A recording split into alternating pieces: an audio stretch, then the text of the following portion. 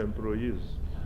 Mu alipoota y'obukiiko bwa palamenti okuli akavunaanyizibwa ku kikula ky'abantu n'akavunaanyizibwa ku by'ensimbi obubadde bwekenenya ebbago erinaafuga ekittavu ky'abakozi ki NSSF, ababaka baayisizza ekyabakozi abawezezza emyaka 45 nga baterese okumala emyaka 10 okukkirizibwa okufuna ebitundu 2 ku buli 100 ku nsimbi ze baterese wadde nga tebannaweza myaka 55 egy'okuwummula.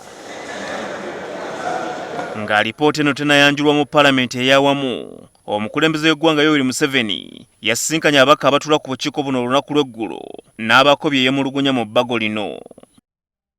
Ensonda ezeetabye mu nsinkano eno zitubuulidde nti Museveni ekyokuwa abakozi ensimbi ku myaka 45 yakiwakanyizza ng'agamba nti ababaka tebakoze kwebuuza kumala ku bakugu mu byenfuna era ng'ekyokujja ensimbi mu kittavu ky'abakozi kiyinza okukiviirako okugwa.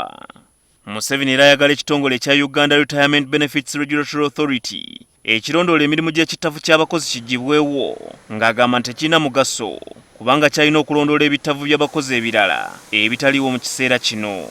Okusinziira ku Pulezidenti buli mwaka NSSF esaasaanya obuwumbi 8 okulabirira emirimu gy'ekitongole kino kyagamba nti tekyetaagisa.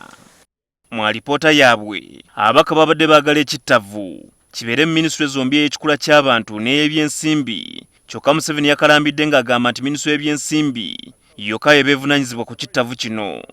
Abeetabye mu nsinkano eno batubulidde nti Museveni yakomekkereza alagidde ababaka okuyimiriza eby'okkubaganya ebirowoozo n'okuyisa ebbago lino okutuusa ng'ensonga ze zikoleddwako.